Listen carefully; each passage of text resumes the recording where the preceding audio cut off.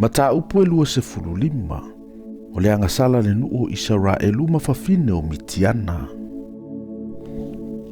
Wono no fo Israelu I se tima, o na mata leo na faitaanga o le nuu mafafine o Moapi. O lato a ami fo I le nuu I taulanga I o lato watua, o na aia I leo le nuu mai fo atu I o lato watua. O fatasia fo Israelu ma pa ala peoro, na tupu ai leo le to asao Yehova ya Israelu. Ona fetalai mai ai leo Yehova ya Mose. Ia e ave ali umo le nuu, ma whaatautau ia te ilato I le la, I lumo Yehova. Ina ia liu e sea le to asatelo Yehova ya Israelu. Ona whai atu ai leo o Mose, I whaamasino o Israelu. Ia utau taitasi ma fasioti I ona tangata na lato whaatasi ma pa ala peoro. Whauta foi. O le tasi tangata mai le whanau ngā Israelu wa sau. O ia au mai I ona uso o le whawhine mitiana. I luma o Mose. Ma luma o le whapotopotonga o mo le whanau ngā Israelu.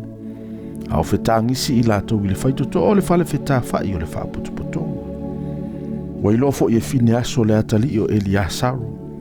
O le atali o Aruna le whaitaulanga. O na tūlai ai le o ia I totonu o le whapotopotonga. Wa ave le tau I lona lima. Wa muli atu fo o ia I le tangata o Israelu I le afe. Wa sosoa wa ati a te ila ua. O le tangata o Israelu ato fo I ma le whawhine I lona manawa.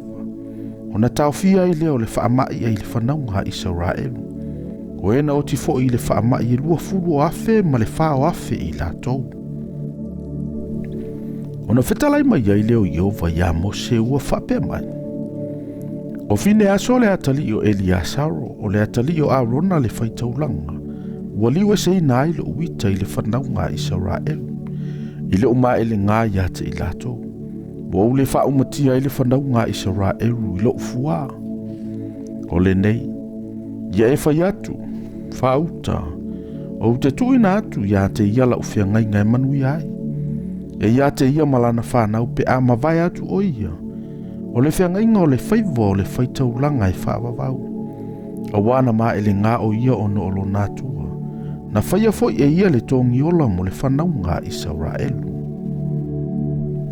O le ingoa foi o le tangata Israelu na whasiotia. O le na whasiotia whaatasi ma le whawhine mitiana. O se Mary le atali o salu.